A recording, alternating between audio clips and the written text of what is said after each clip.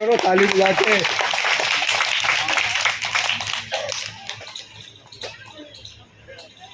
काफी दिन से ये बुद्ध कथा इस गांव में चल रही है।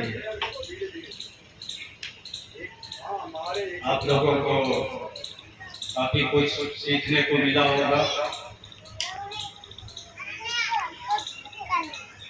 ये माननीय कैलाश चंद्र जी और उनके परिवार का, उनके साथियों का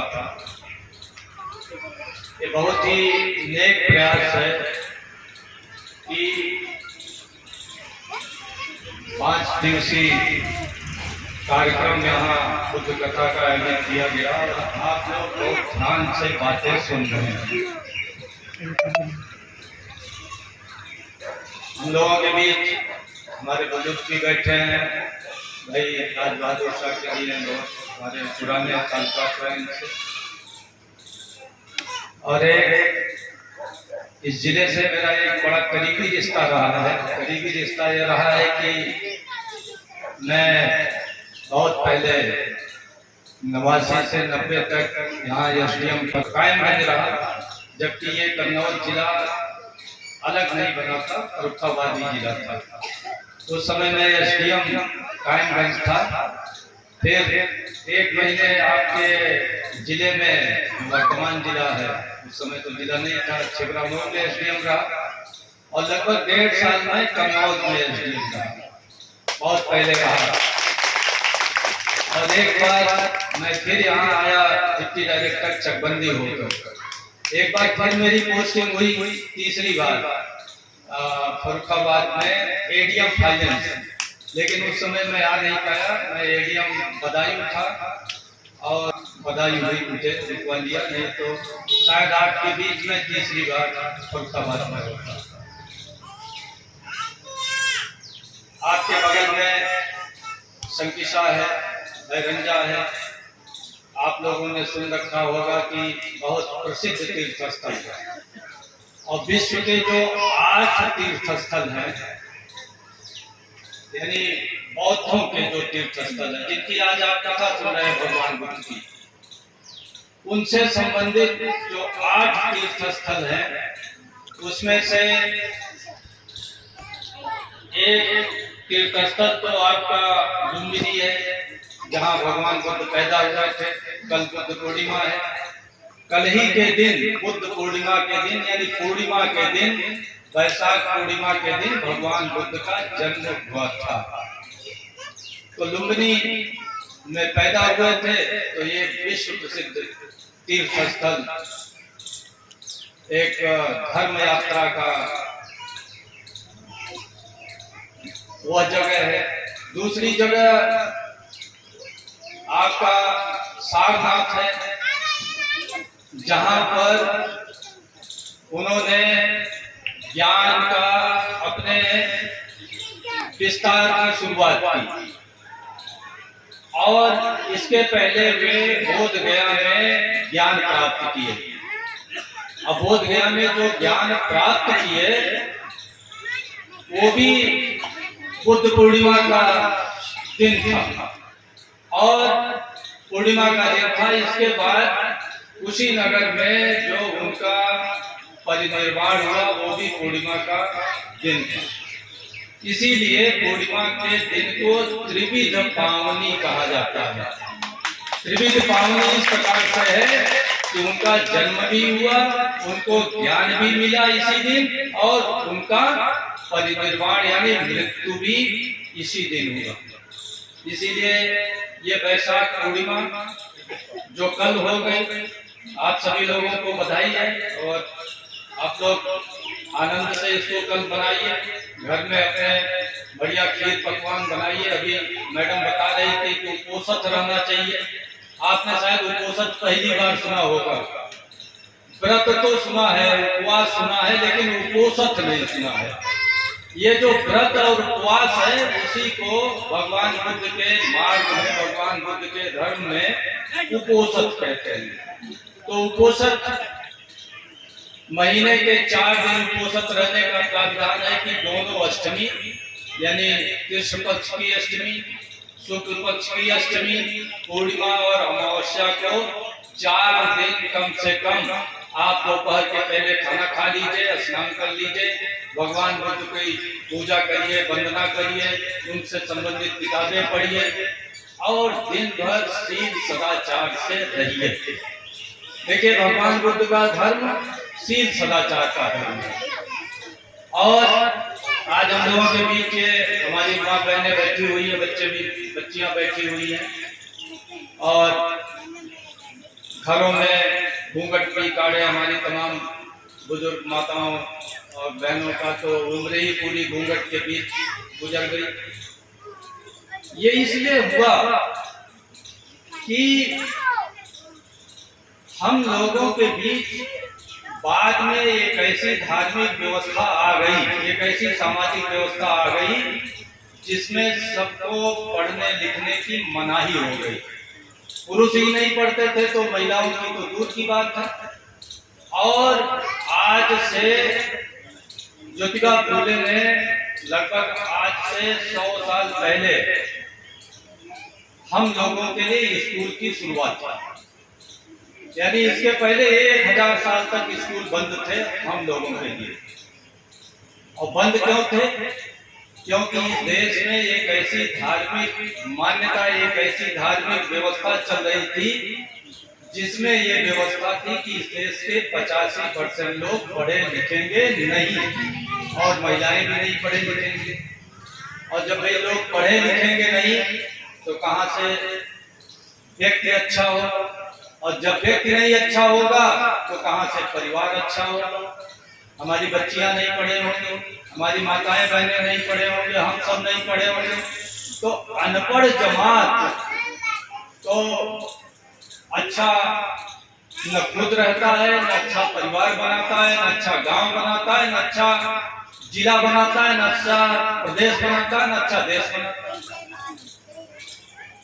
तो जब बुद्ध जी पैदा हुए थे उस समय तो उन्होंने एक ऐसी व्यवस्था दी कि इस दुनिया में यानी धरती पर सिर्फ भारत के लोगों को नहीं और जहां पैदा हुए थे वहीं के लोगों को नहीं, बल्कि उन्होंने ये एक व्यवस्था दी कि इस दुनिया में जितने इंसान हैं सारे इंसान बराबर हैं।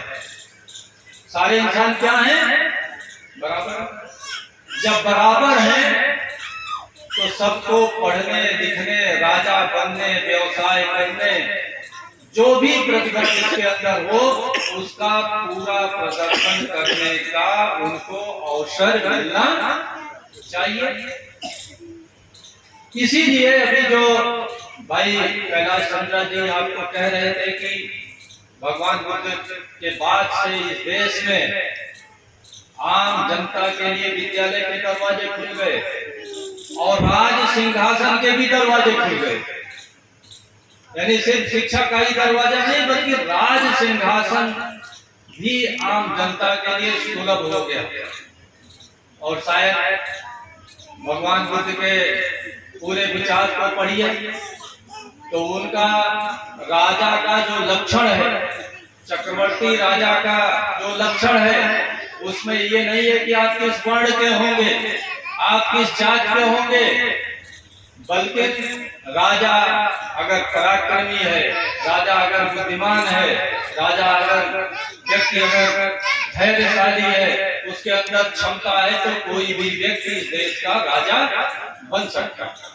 ये भगवान बुद्ध ने दिया, वर्ण से नहीं, किसी क्षत्रिय ही राजा होंगे। इसलिए शायद आप लोगों को पता होगा कि इस देश का पहला सम्राट, यानी जिसको सम्राट कहा जाता है इस देश में, पहला सम्राट नाई बिरादरी का महापद्मनंद हुआ। इस देश का पहला सम्राट वर्ण व्यवस्था वाले क्षत्रिय नहीं हुए। इस देश का पहला सम्राट नाई बिरादरी का महापद्मनंद हुआ, क्योंकि भगवान बुद्ध की विचारधारा ने इस देश में एक ऐसा माहौल बना रखा था कि हर आदमी समान है और अपनी योग्यता क्षमता के अनुसार आप कुछ भी कर सकते हैं। बाद में भगवान बुद्ध का 6ठी शताब्दी ईसा पूर्व में आए। अभी कैलाश चंद्र साहब आपको बता रहे थे कि यहाँ कन्नौज में हर्षवर्धन का 8वीं शताब्दी तक राज्य था। 8वीं शताब्दी तक कन्नौज, आप कन्नौज के निवासी हैं, और कन्नौज 8वीं शताब्दी में पूरे उत्तर भारत की राजधानी रही है। पूरे उत्तर भारत की राजधानी रही है। आज देश की राजधानी कहाँ है? कहाँ है देश की राजधानी? नई दिल्ली है। अब उस समय देश की राजधानी कहाँ थी? कन्नौज में थी। यानी दक्षिण भारत को छोड़कर पूरा देश करीब करीब हर्षवर्धन के अधीन था, काल बल छोड़ करके। और हर्षवर्धन बच्चों थोड़ा धर्म का अनुयायी था। हर्षवर्धन किस धर्म का अनुयायी था? बौद्ध धर्म का। बुद्ध का चेला था। तो ये कन्नौज की वह धरती है जहां भगवान बुद्ध आए शंकिसा में, और इन्होंने माना जाता है कि स्वर्ग से आए और स्वर्ग पहले गए थे अपनी माता जी को, उन्होंने त्रिपिटक का जो आध्यात्मिक रूप है उसका उपदेश उन्होंने दिया, और वहां से स्वर्ग से त्राविंशत स्वर्ग है उससे नीचे शंकिसा में उतरे। इतनी पवित्र धरती के आसपास आप लोग बसे हुए हैं, और हर्षवर्धन की राजधानी है जहां की उस समय कितने बौद्ध विहार हर्षवर्धन ने बनाए। यहाँ भगवान बुद्ध का जय घोष चारों तरफ, बुद्धम शरणं गच्छामि, धम्मम शरणं गच्छामि, संघम शरणं गच्छामि, इस कन्नौज के धरती के कड़कड़ में गूंज रहा था। और ये कन्नौज कई सदियों तक बौद्ध धर्म का नेता रहा है। बौद्ध धर्म को प्रमोट करने में अग्रणी भूमिका अदा की है।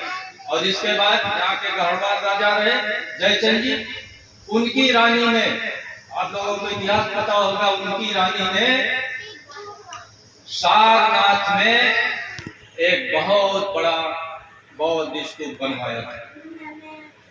ये लोग बौद्ध धर्मानुयायी थे, और शायद हो सकता है कि जयचंद को, गढ़वाल राजाओं को का बड़ा बुरा जो एक पिक्चर बनाते हैं लोग, हो सकता है इसी कारण हो कि ये लोग बौद्ध धर्म के अनुयायी थे।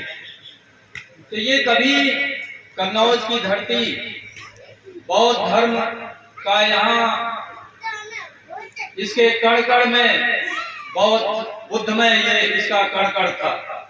तो आज जो हजारों साल से वो परंपरा हमारी समाप्त हो गई। आज हमारे जो नौजवान हैं, मैं उनसे कहना चाहूंगा कि हम लोग सोशल मीडिया से बहुत बीमार हो रहे हैं। सोशल मीडिया हम लोगों को बहुत बीमार कर रहा है। हम लोगों के एक ऐसी विचारधारा परोसी जा रही है कि शायद हम सदियों तक गुलाम ही रहे हैं, सदियों तक प्रचलित रहे हैं। ऐसा नहीं रहा है। भगवान बुद्ध के उदय के बाद सम्राट हर्षवर्धन जो आपके यहाँ के राजा थे, इस 1400 सालों में 100 साल पुष्यमित्र शुंग को छोड़ करके कोई भी वर्ण व्यवस्था का पोषक राजा महाराजा इस देश में नहीं हुआ। सभी बौद्ध धर्म के अनुयायी थे। तो जब बौद्ध धर्म के अनुयायी थे तो वर्ण व्यवस्था लागू कौन करता? वर्ण व्यवस्था इस देश में लागू की गई। इस देश के आज जो शोषित समाज के लोग हैं, वंचित समाज के लोग हैं, जिनको बाबा साहब ने, साहू जी महाराज ने, ज्योतिबा फुले ने, मान्यवर काशीराम जी ने जगाने का काम किया। ये लोग कभी इस देश के हुक्मरान रहे हैं, राजे महाराजे रहे हैं, सम्राट रहे हैं। यही आपके बगल में बरेली में एक छत्रा है। शायद आपको पता होगा कि नाग वंश का प्रतापी राजा अच्युत नाग वहां का राजा था। और शायद आप लोगों को ये भी पता होगा कि एशिया में इतना बड़ा कोई पुरातत्व का स्थल नहीं है जितना कि अक्षत्र है। सबसे बड़ा पुरातात्विक स्थल है। विशाल विशाल उसका राजमहल था अच्युतनाग का। और अच्युतनाग कौन था? नागवंशी हम लोगों के ही पुरखे थे, जिनसे आज ये शुद्ध लोग और शोषित वंचित जमात के लोग बने हुए हैं। तो हम लोगों का बड़ा दिव्य इतिहास रहा है, गौरवमय इतिहास रहा है। इस देश में हम लोगों ने बुद्ध दिया, हम लोगों ने अशोक दिया, हम लोगों ने हर्षवर्धन दिया, कनिष्क आए, तमाम राजे महाराजे आए और इस देश को समता में बनाने का काम किया। जिस देश में अभी कैलाश चंद्र साहब कह रहे थे कि कितने बौद्ध विहार थे, और ये जो महाविहार थे ये सब विश्वविद्यालय थे। आज तक्षशिला विश्वविद्यालय लिखते हैं, आज नालंदा विश्वविद्यालय लिखते हैं, आज विक्रमशिला विश्वविद्यालय लिखते हैं, और हमारे पढ़े लिखे लोग भी उसी को फॉलो करते हैं। अरे मित्रों, ये विश्वविद्यालय नहीं थे, ये बौद्ध विहार थे जिनको आज विश्वविद्यालय कह करके उनका बौद्ध स्वरूप झुठलाया जा रहा है। इनको शर्म लगती है उसको नालंदा बौद्ध विहार, तक्षशिला बौद्ध विहार, विक्रमशिला बौद्ध विहार, अदंतपुरी बौद्ध विहार करने में। उसको विश्वविद्यालय कहते हैं तो बौद्ध विहार का स्वरूप पीछे चला जाता है। और अभी हम लोग गए थे वहाँ, नालंदा विश्वविद्यालय देखा था, 7-8 मंजिल का विश्वविद्यालय, वो महाविहार, और जिसमें विश्व के सारे देशों के लोग आते थे। विश्व माने उस समय जितना भारत के संपर्क में था वही विश्व था। अब अमेरिका की तो खोज ही नहीं हुई थी, लेकिन एशिया और यूरोप के और मध्य एशिया के तमाम देशों के लोग, बच्चे यहाँ पढ़ने आते थे। और जैसा कि हमने कहा कि चूंकि भगवान बुद्ध ने कहा कि सब समान है, सब गुरु बन सकते हैं, सब चेले बन सकते हैं, सब पुरोहित बन सकते हैं, सब राजा बन सकते हैं, सब खेती बाड़ी कर सकते हैं, सब व्यवसाय कर सकते हैं, किसी को किसी चीज की मनाही नहीं है। किसी का कोई वर्ण और जात के आधार पर विभाजन, ये एकदम बेईमानी की चीज है। तो जो भगवान बुद्ध की शिक्षा व्यवस्था थी उसमें हर आदमी प्रवेश ले सकता था। इसलिए बुद्धमय भारत की बात जब होती तो हम लोग कहते हैं ना कि बुद्धमय भारत होना चाहिए। बुद्धमय क्यों भारत होना चाहिए? बुद्धमय भारत इसलिए होना चाहिए कि बुद्धमय भारत का अर्थ हुआ कि इस देश में शिक्षा का दरवाजा सबके लिए खुला होना चाहिए। इस देश में हुक्मरान बनने का दरवाजा सबके लिए खुला होना चाहिए। इस देश में पुरोहित बनने का, गुरु बनने का, शिक्षक बनने का दरवाजा सबको खुला होना चाहिए। और इस देश में सभी बराबरी के साथ, मैत्री के साथ, करुणा के साथ, बंधुत्व के साथ रहे, तभी तो देश मजबूत होगा भाई, तभी राष्ट्र मजबूत होगा ना। एक घटना का आपको जिक्र करना चाहूंगा। भगवान बुद्ध, आज बुद्ध पूर्णिमा है, एक दिन पहले यानी आज ही के दिन, संयोग है कि आज ही के दिन यानी कल उनको ज्ञान प्राप्त होगा और कल ही के दिन उनका परिनिर्वाण भी हुआ, कल के दिन उनका जन्म भी हुआ। एक रात्रि पहले कहाँ साधना कर रहे थे बच्चों, पता है आपको? कथा बहुत सुनाया गया। भगवान बुद्ध को कहाँ ज्ञान प्राप्त हुआ बताओ? कहाँ ज्ञान, किस जगह पर? बोध भाई, सारी कथा सुन ली है, ये नहीं पता कि भगवान बुद्ध की माँ कौन है, जन्म कहाँ हुआ, ज्ञान कहाँ मिला, परिनिर्वाण कहाँ हुआ, बौद्ध धर्म क्या है, क्या शिक्षाएं हैं। समझिए, कथा का यही अर्थ हुआ। कथा का यही अर्थ हुआ कि बुद्ध को समझिए और बुद्ध के मार्ग को समझिए, और जब बुद्ध और बुद्ध को मार्ग को समझेंगे तभी कथा की बात समझेंगे। तो बोध गया में भगवान बुद्ध को पूर्णिमा के दिन ज्ञान प्राप्त किया। उसके एक दिन पहले भगवान बुद्ध लेटे हुए थे। रात्रि का चौथा पहर था। चौथे पहर में सपने बहुत आते हैं ना, जब आदमी न गहरी नींद में होता है न जगता हुआ होता है, अंतिम रात्रि के पहर में ये सपने आते हैं। उसमें कई सपने आए थे भगवान को, और एक सपना ये आया था कि भगवान बुद्ध जम्बू द्वीप में लेटे हुए, यानी जम्बू द्वीप, भारत का पहले नाम जम्बू ही द्वीप था। और उनका सिर कहाँ है? हिमालय के चोटी पर। और पैर कहाँ है? नीचे समुद्र को छू रहा है। एक हाथ भी समुद्र को छू रहा है और दूसरा हाथ भी समुद्र को छू रहा है। इतने विशाल भारत का चित्रण भगवान बुद्ध के सपने के पहले किसी ग्रंथ में नहीं मिलता। यानी ये कहा जा सकता है कि आज ही के दिन, यानी ज्ञान प्राप्ति के पूर्व संध्या पर भगवान बुद्ध ने अखंड भारत का सपना देखा था। एक ऐसा भारत जिसके उत्तर में हिमालय है, दक्षिण में समुद्र है, पूर्व में समुद्र है, पश्चिम में समुद्र है।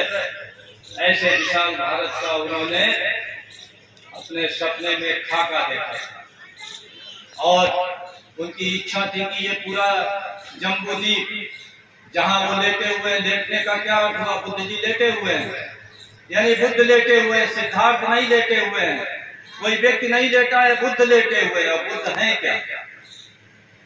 बुद्ध एक रास्ता है, बुद्ध एक विचार है, बुद्ध एक दर्शन है, बुद्ध एक सोच है। यानी सोच ये है कि इस देश में समता होनी चाहिए। वर्ण व्यवस्था बकवास की चीज है, जात पात बकवास की चीज है। इस देश में हम सब करुणा से रहे, मैत्री से रहे, और जब इस देश में सामाजिक एकता रहेगी तो निश्चित रूप से राजनीतिक अखंडता भी कायम हो जाएगी। अखंड भारत एक विचारधारा के लोग बहुत चिल्लाते हैं अखंड भारत। अरे भाई, जिन लोगों ने समाज को ही वर्ण व्यवस्था बनाकर खंड खंड कर दिया, वो क्या अखंड भारत बनाएंगे? जिस देश का समाज ही अखंड न हो, जिस देश का समाज ही अखंड न हो, राष्ट्र कैसे अखंड हो सकता है? वो नहीं रहा, हार गया। तो भगवान बुद्ध का सपना यही था कि यह देश बुद्धमय है। तो बुद्धमय इस देश को बनाने की हम लोगों की जिम्मेदारी है। अब कन्नौज के निवासियों की तो ज्यादा जिम्मेदारी है, क्योंकि यहाँ जैसा मैंने कहा कि अभिधम्म पिटक का पूरा ज्ञान, अभिधम्म पिटक क्या है? अब चूंकि पहली बार हमारी माताएं बहनें तमाम लोग ये शब्द सुन रहे हैं, लंबा समय हो तो हर चीज बताया भी जाए। अभिधम्म पिटक यानी भगवान बुद्ध का जो दर्शन करते हैं पढ़े लिखे लोग समझ लें, जो फिलॉसफी है बुद्ध की, उस फिलॉसफी का, दर्शन का अपना पूरा सोच क्या है, कैसे हम तृष्णा से मुक्त होंगे, कैसे हम मानसिक शुद्धिकरण करेंगे, कैसे मन हमारा साफ हो जाए, उसका पूरा उपदेश उन्होंने संकिसा में दिया। यानी 3 पिटक हैं, शुद्ध पिटक, विनय पिटक और क्या है? अभिधम्म पिटक। 3 पिटक है। किसी को त्रिपिटक कहा जाता है। त्रिपिटक यानी भगवान बुद्ध ने जो कुछ कहा उसको 3 पिटारे में यानी 3 बक्से में अलग अलग रख दीजिए, तो वो 3 पिटारे हो गए। पिटारे माने बक्सा। एक बक्सा शुद्ध पिटक हो गया, जिसमें तमाम किस्सा कहानी के माध्यम से भगवान को बहुत अच्छा किस्सा कहानी के माध्यम से आम जनता को समझाते, बड़ी सरल भाषा में समझाते। और एक ये है कि भिक्षुओं का संग, जो बौद्ध धर्म में हमारे भिक्षु हैं, उनका आचरण कैसे होगा, उनका संग कैसे चलेगा। और एक अभिधम्म पिटक है, बौद्ध धर्म का पूरा दर्शन। तो वो दर्शन संकिसा की धरती पर ही है। और हर्षवर्धन जैसा यहाँ राजा हुआ जो बौद्ध धर्म को आगे लेकर चला। अब हर्षवर्धन राजा तो नहीं है हम लोगों के बीच, कैलाश चंद्र जैसे राजा हैं भाई, तो इनसे उम्मीद है कि इनके जैसे तमाम लोग आए और बौद्ध धर्म को फिर से इस कन्नौज की धरती पर उसका बीजारोपण हो। और ये छोटे छोटे कार्यक्रम निश्चित रूप से इस बीजारोपण की एक शुरुआत है। और देखिए, संघर्ष तो बड़ा लंबा है, संघर्ष सबको मिलकर करना पड़ेगा। अब मित्रों, अगर आपके पास, जैसा हम लोग कहते हैं कि बौद्ध धर्म इतना था 1400 सालों तक समाप्त क्यों हो गया? बौद्ध धर्म समाप्त इसलिए हो गया कि हमारी सत्ता समाप्त हो गई। अगर सत्ता नहीं होगी तो आपकी संस्कृति भी नहीं सुरक्षित रहेगा, आपकी शिक्षा भी सुरक्षित नहीं रहेगा, आपका इज्जत सम्मान न्याय कुछ भी सुरक्षित नहीं रहेगा। इसीलिए सत्ता भी जरूरी है। इस बौद्ध धर्म को अशोक जैसा राजा अगर न मिला होता तो पूरे विश्व में ये न फैलता। और अगर आज भगवान बुद्ध विश्व गुरु हैं तो अशोक के कारण विश्व गुरु। सम्राट अशोक ने भगवान बुद्ध की विचारधारा को उस समय जितना संसार भारत से जुड़ा था उस पूरे देशों में फैलाया, सारे देशों में फैलाया। बुद्ध को लोग, अभी मैंने फेसबुक पर एक लेख डाला है, बुद्ध और अशोक को इस देश में एक तबका ऐसा है जो कहता है कि इनके कारण देश कमजोर हो गया। इन्होंने तलवार क्या रख दी, यहाँ का बौद्ध धर्म क्या आ गया, इस देश के निवासियों को उसने अहिंसक बना दिया और तलवार उठाना बंद कर दिया, इसलिए देश गुलाम हो गया। भाई बुद्ध पैदा हुए 6वीं शताब्दी ईसा पूर्व में, अशोक पैदा हुए 4वीं शताब्दी ईसा पूर्व में, और अशोक मौर्यों का राज्य चला 2री शताब्दी ईसा पूर्व तक, और उनका जो काम किए थे उसका परिणाम अभी तक देश भुगत रहा है। इन लोगों का ये कहना है। मित्रों, तमाम बौद्ध देश है, तमाम बौद्ध देश हैं। अगर उन बौद्ध देशों में आप जाकर देखिए, थाईलैंड जाइए, बर्मा जाइए, मलेशिया जाइए, कंबोडिया जाइए, वियतनाम जाइए, तिब्बत भी चले जाइए, तमाम देश हैं। आप वहां जाकर के वहां के समाज का अध्ययन करिए। जिन जिन देशों में बौद्ध धर्म गया वहां पर समाज में कोई छोटा बड़ा, ऊंचा नीचा, वर्ण जाति आदि चीजें नहीं है। और कोई भी ऐसा देश नहीं है भारत में तो जिन लोगों के कारण गुलाम हुआ, सभी लोग जानते हैं। कोई ऐसा बौद्ध देश है जिसने तलवार छोड़ दी हो? किसी देश का नाम आप बता सकते हैं? जापान ने तलवार छोड़ दी, कंबोडिया ने छोड़ दी, वियतनाम ने छोड़ दी, कि तिब्बत ने छोड़ दी, किसने छोड़ दी? सारे लोगों के पास सेना रही, सारे लोग युद्ध लड़े, और बहुत बड़े बड़े लड़ाकू लोग भी हैं। जापान जब द्वितीय विश्व युद्ध में बड़े बड़े लोगों को छक्का छुड़ा दिया, जापान में क्या था? बौद्ध धर्म है। वियतनाम जैसा देश, अमेरिका जैसे इतने शक्तिशाली देश के छक्के छुड़ा दिए, और वियतनाम क्या है? बौद्ध देश है। थाईलैंड हमारे बगल में, आज तक कोई भी उसको गुलाम नहीं बना पाए। आज तक वो स्वतंत्र रहा। भारत तो गुलाम हो गया, श्रीलंका भी गुलाम हो गया, नेपाल भी गुलाम हो गया, लेकिन थाईलैंड गुलाम नहीं हुआ। सारे बौद्ध देश हैं। भगवान बुद्ध का अहिंसा से कोई ज्यादा संबंध नहीं है। अहिंसा से इतना ही कहते हैं कि भाई अनावश्यक हिंसा मत करिए, लेकिन अब ऐसा थोड़ी है कि कोई तलवार लेकर आ रहा है तो आप गर्दन ऐसे कर देंगे और काट ले आपका। ये भगवान बुद्ध ने कभी नहीं कहा। एक व्यर्थ का पितंडावाद की इस देश में बुद्ध की विचारधारा आगे न बढ़े। कई लोग कहते हैं कि भाई, कुछ लोग कहते हैं ना कि भाई सनातन संस्कृति। सनातन क्या है? कहते हैं ना कि सनातन धर्म, सनातन संस्कृति। भाई सनातन क्या है? जो इस देश में अनाज काल से चला है, यानी जिसका आदि न हो वही तो सनातन होगा, जो प्रारंभ से चला है। तो कुछ लोग तो इस देश के निवासी ही बाद में हुए, अब तो सभी देश के निवासी हैं। ये भी वितंडावाद नहीं होना चाहिए। कुछ लोग तो इस देश में बहुत बाद में आए ना। जो लोग इस देश में बाद में आए, उनकी संस्कृति, उनका धर्म, उनका विचार, उनका पोथी पत्रा, उनके देवी देवता कैसे इस देश के सनातन हो सकते हैं? सनातन तो बुद्धों की विचारधारा।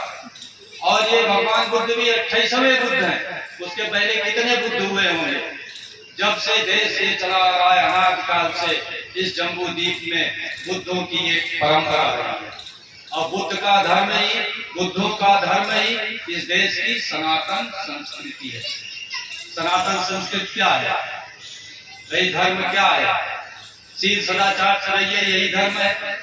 आप सुबह शाम घंटा बजाइए और पड़ोसी का हाशिया खुरपी चुरा लाइए, तो आप क्या धार्मिक हैं? क्या भाई है धार्मिक है? पड़ोसी के यहाँ गए, पड़ोसी बेचारा बीमार है, हाय हाय हाय हाय हाय बड़ा कष्ट है इसको, तो आप क्या हाय हाय करने से पड़ोसी का कष्ट दूर हो जाएगा क्या? लेकिन अगर सारे गांव वाले कोई 500 दे, कोई 1000 दे, कोई 100 रुपए दे, जिसकी जो ही औकात है, मिल करके अगर उस गरीब आदमी के दवा दारू चिकित्सा की व्यवस्था करा दे तो निश्चित रूप से उसका कष्ट दूर हो जाए। ये बुद्ध का रास्ता, ये करुणा का रास्ता है कि आपने उसके ऊपर करुणा की। और दूसरा रास्ता दया का है कि हाय हाय ये क्या करा। तो बुद्ध का मार्ग एक अच्छा इंसान बनने का, और यही धर्म है। एक अच्छा इंसान बन जाइए, आप सबसे बड़े धार्मिक हैं। आप किसी की पूजा मत करिए, आप किसी को भी न मानिए, आप कोई पोथी पत्रा न पढ़िए, आप कोई व्रत उपवास न करिए। अगर आप सच्चरित्र हैं, ईमानदार हैं, शीलवान हैं, तो आप सबसे बड़े धार्मिक हैं। यही भगवान बुद्ध का मार्ग है।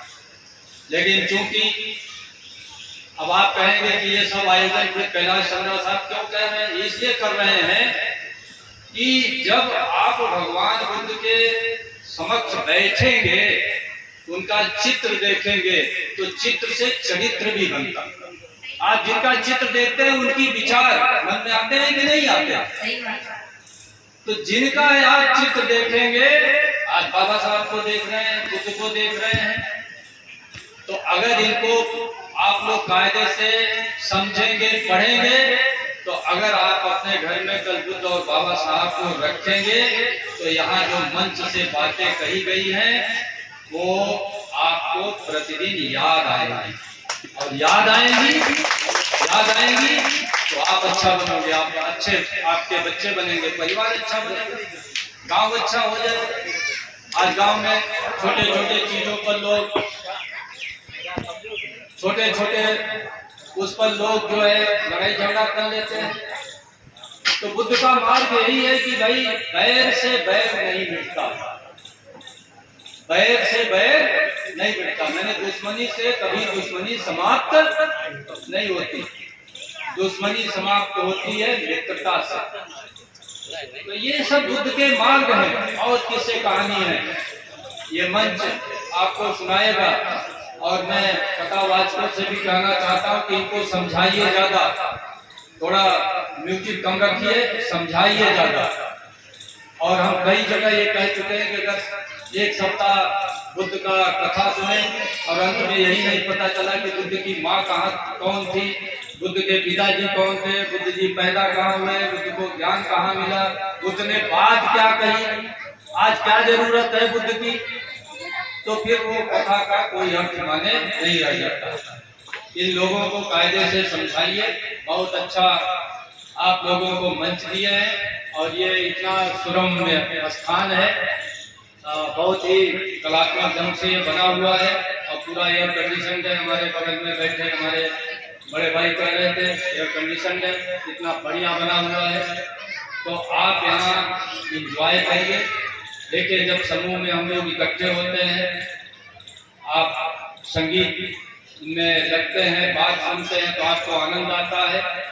और इस आनंद के बीच आप लोग बुद्ध की सारी बात सुनिए और अपना जीवन अच्छा करिए।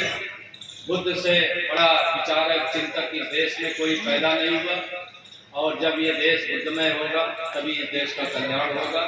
पुनः बुद्ध पूर्णिमा के पूर्व संध्या पर सभी लोगों को हार्दिक बधाई, और उम्मीद करता हूँ कि कल बुद्ध पूर्णिमा पर कम से कम आप लोग 5 दीपक जलाएंगे, खीर बनाएंगे, अड़ोसी आप खुद खाएंगे, अड़ोसी पड़ोसी को भी बांटेंगे, और कम से कम अगर हो सके तो भगवान बुद्ध के चित्र भी अगर पर्याप्त मात्रा में हो तो एक चित्र सबको बांट दें। तो चित्र को कल अगरबत्ती ही कर दें, तो बुद्ध पूर्णिमा की एक बेहतर इस गांव से शुरुआत हो जाए। इसी के साथ मैं अपनी बात समाप्त करता हूँ। नमो बुद्धाय।